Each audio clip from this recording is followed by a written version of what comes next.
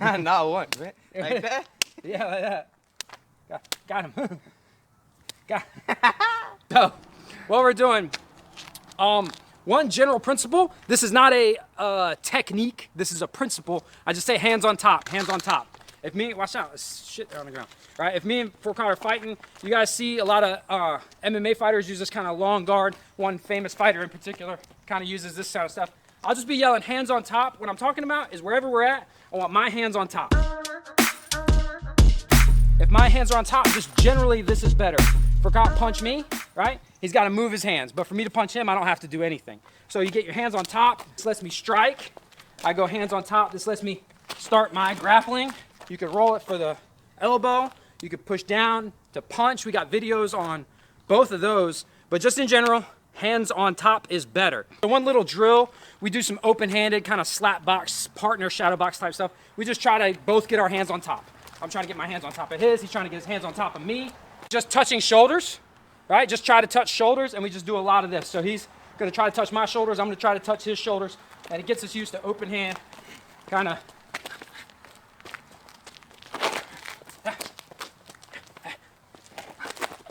You see, whoever's hands are on top is usually having a better time of it. If our hands are on top, we can kind of dictate what they do. So you guys who are southpaws, or if you're facing a southpaw, one really good tactic is if you're in opposing stances, I'll cover up his lead hand. This forces him to use this hand. He's got to use this one. If we're coming together and I kind of cover up this one, I know that all I have to worry about is the right. So I cover, I know it's the right. If I cover this, I know it's going to be the right. If you jam him up, it really takes away almost everything. If I can push him like this, he can't turn his right. He can't throw his left. I'm getting this angle away from even the kick, the right kick, right? He can't do any of that. And again, from open stance, right, I cover. I know that the right's coming. This is a little more threatening, right? I can move to the outside, but this is still kind of threatening. The right hand and the right kick are there. But why this works is because I know that it's coming, right? I know that the right kick is coming, or I know that the right hand is coming. But just when you're in your sparring, this works in gloves too. Just get your hands on top. Obviously, you have to be concerned about body shots.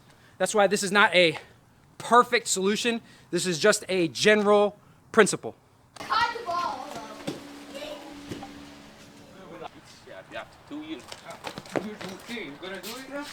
What's their problem? No, I'm not gonna wait. I'm gonna beat you up, man. All right, so we'll just do like a light tap around, just trying to keep our hands on top and just trying to touch shoulders. What we can do if we're worried about them going lower, like for a body shot or like a takedown, we'll just do a couple minutes of touch sparring to the shoulder, but add in body shots. So if he's got me covered, right, I can go to the body, and this will kind of get us used to dropping the elbows, either to defend takedowns or, to be concerned about the body shot. So hands up, I get my hands on top. I'm just trying to touch his shoulder. He's trying to touch my shoulder, or we can go to the midsection, right? If I cover, he can go there.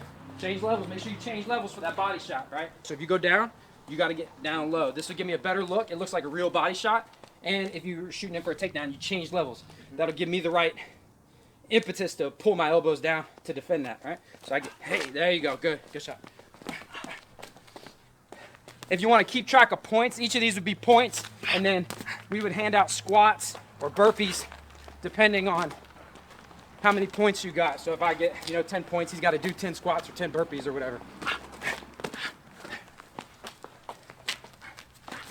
Good. What are you doing? You punched me in the face, dude. Sorry. It's a drill, man. It's a drill. Good.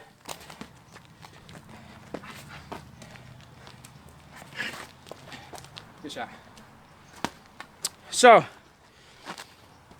these are general principles. These aren't hard and fast rules. They don't work all the time for everybody. In general, try keeping your hands on top of your sparring partner's hands and just see what happens. See if you can make them do what you want them to do.